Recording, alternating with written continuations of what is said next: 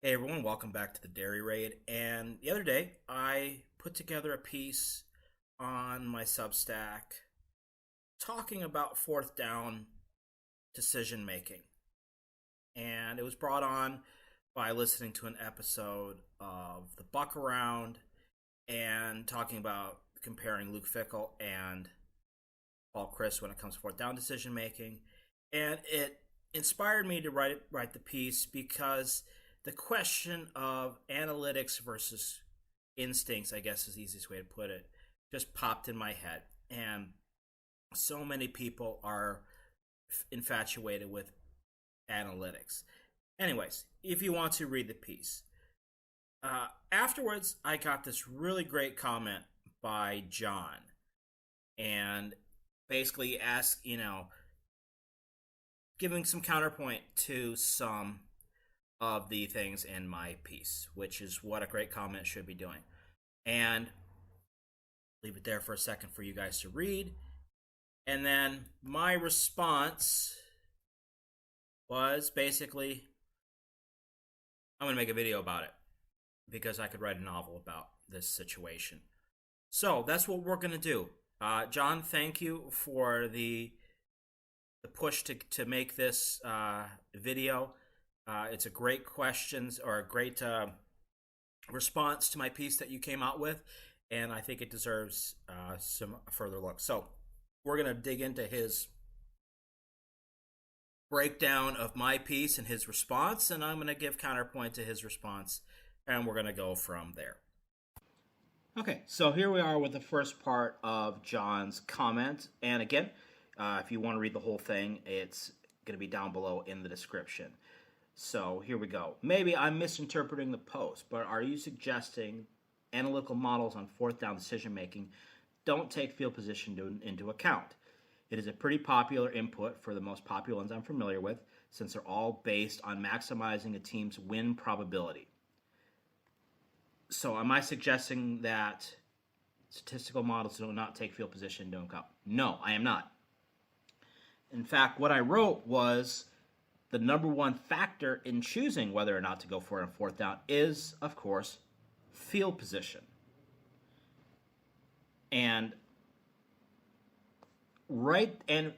for coaches who coach with their guts and their instincts, it's still the number one reason to go for it or not. It's fourth down. On the 19-yard line, I'm punting. It's 4th and 10 on my 10-yard line. I'm kicking the field goal. The opponent's 10-yard line. I'm going into the end zone. I'm kicking a field goal. It's 4th and 1 on the 2-yard line. I'm going for it. Field position is the number one. Because with a lot of times, if you with just field position, instincts tell you to go for it based on what you see on field position. But for me, that is where it ends. Because then you also will get factors that change what the field position says to do.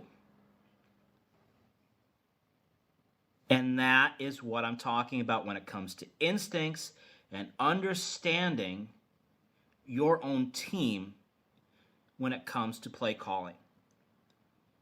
Because the down and distance chart tells you that you should be doing outcome A when you know your team better and you can use outcome B.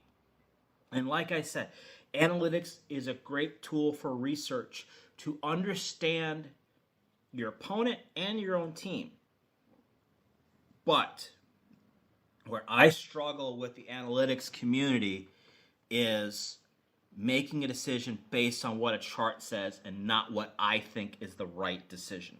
That's where I draw the line, and that's where I, as a coach, trust myself over what a chart says.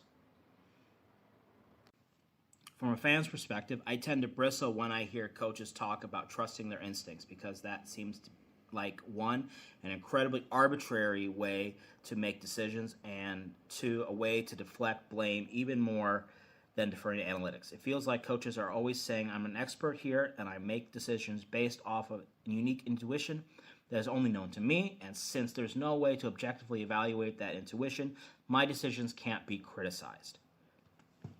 So the way that I would put that to respond to that would be, yes, coaches are experts. That's why they're hired to do their job. And intuition and instincts and feeling come from experience. Coaches don't make arbitrary decisions. Coaches make decisions based on what they feel is best in the situation at the time.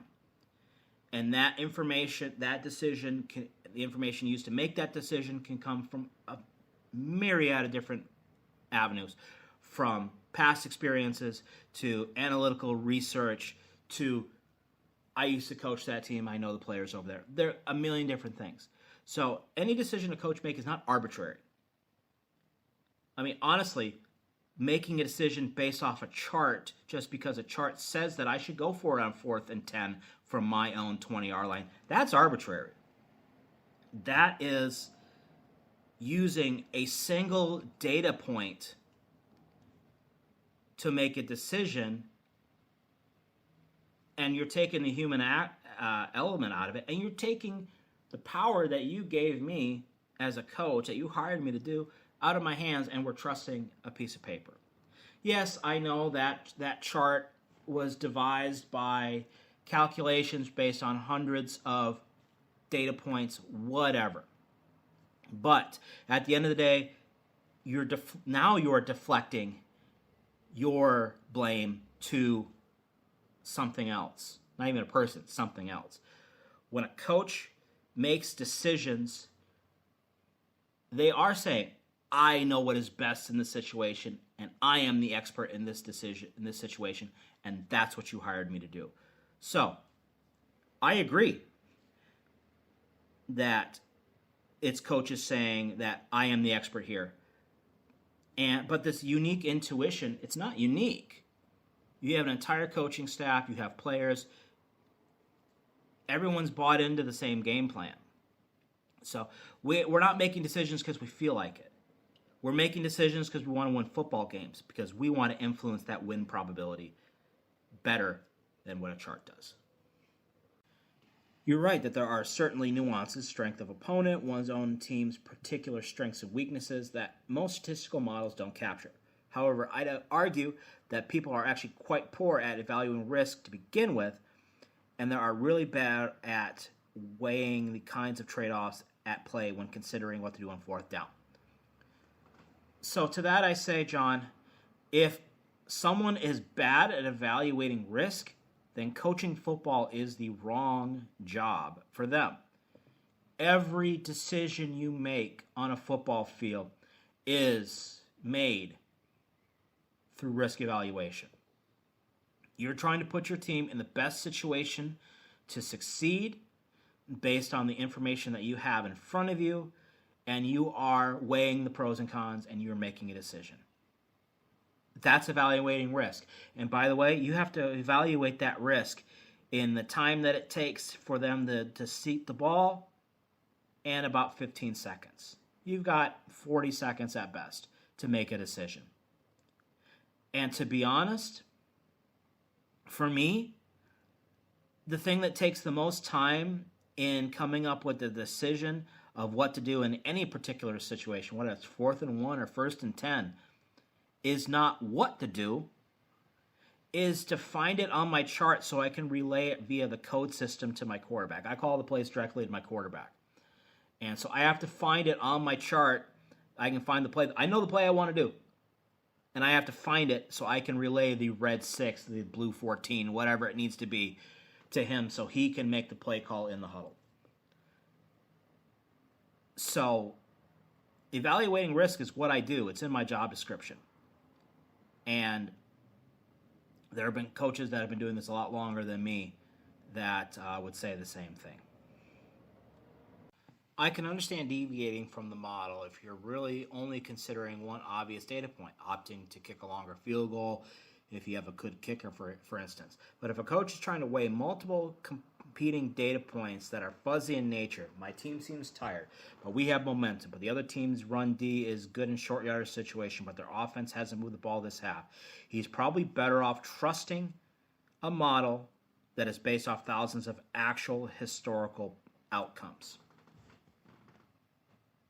Yeah, if a coach has problems weighing all that information and making a decision in a timely fashion, then he should absolutely trust the model.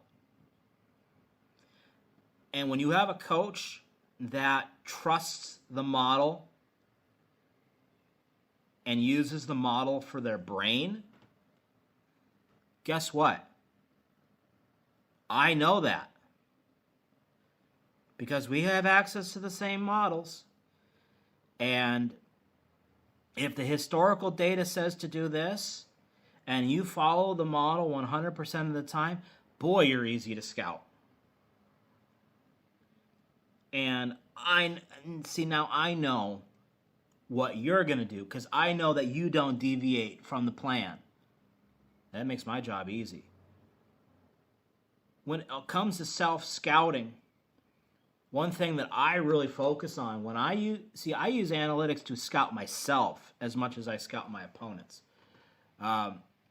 and I try to look into the situations and saying, am I being too predictable? Am I relying too much on my past responses to situations? And I try to come up with new ways to answer the same question. That's what keeps my job fresh. But to say that coaches who need to weigh multiple data points at the same time that have an ambiguous result, again, that's coaching, and that's what makes coaching fun. If all coaching was looking at a chart and just doing exactly what the chart says, then what am I there for? Okay? You can pay some intern to put the chart together, and you could stand a grad assistant on the sideline and he can call plays because all we're doing is reading off a chart. Charts are good. I don't want to say the charts are bad. I don't want to say analytics are bad. I use them myself. But I make the decisions, not a chart. And that's the difference. And that's what I'm trying to say. Analytics have been used since the dawn of time for decision making.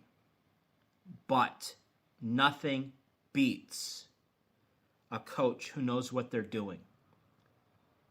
Because they can expect the unexpected, they can produce the unexpected, and they can win with the unexpected. If you just follow analytics and you just follow the trends, you're shutting your brain off. When I ask you a question, I don't want you to go to Google to find it. I don't want you to go to Wikipedia. I want to hear your response. If I wanted to hear Wikipedia's response, I go look at it myself. And it's the same thing in coaching. If I just wanted to watch robots coach against robots, I would just put Madden on the TV and let the game play against itself, and you'll see the same outcomes over and over again. Okay? So, John, fantastic response to my piece. I thank you for the long comment, and you really gave me some good points to talk about. I hope this clears up a little bit of my point of view when it comes to the analytics versus instincts argument. Everything has their place, but you want a coach to coach and not a computer. All right, so that's it for today. Coming up soon, we're going to be talking about the evolution of the air raid offense in year 2 at Wisconsin. So look forward to that. See you next time.